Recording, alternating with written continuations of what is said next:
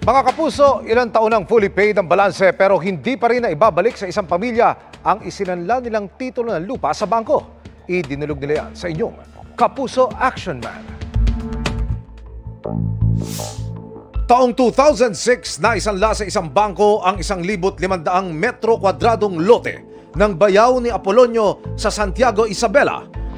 Sa halagang 60,000 piso, ito'y para mapondohan ang pagsasaka ng pamilya noon.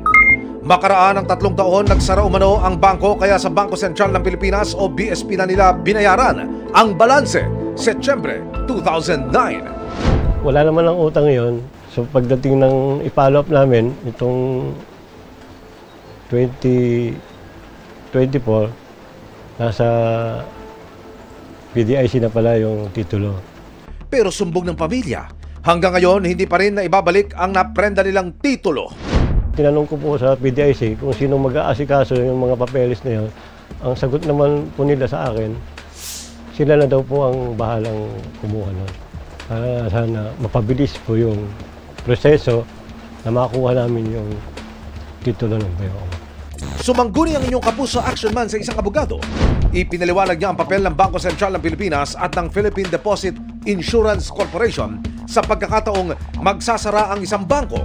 Ang BSP kasi or yung Bangko Sentral ng Pilipinas kasi is just a regulatory body regulating yung mga financial institutions natin like banks and quasi-banks. Pag ang isang bangko kasi ay nagsasara, ang namamahala na dito is not the BSP but the PDIC. Yan yung nag-a-act as the receiver or the liquidator. So pati ang mga records ng mga bangko na nagsara ay naililipat ngayon sa PDIC. So kung naimprenda ng ating tagadulog yung kanyang titulo doon sa bangkong nagsara, then definitely it should be with the PDIC now kasi yan ang nagiging receiver eh.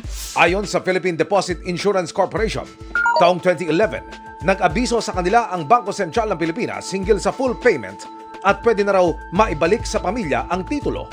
Pero nitong 2024 lamang muling nag-follow up sa kanilang opisina ang pamilya.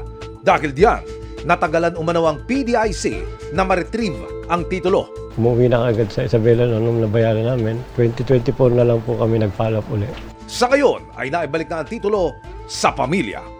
Malaking pagpapasalamat ko po kay Sir Emil Sumangil. Sana marami pa siyang matulungan.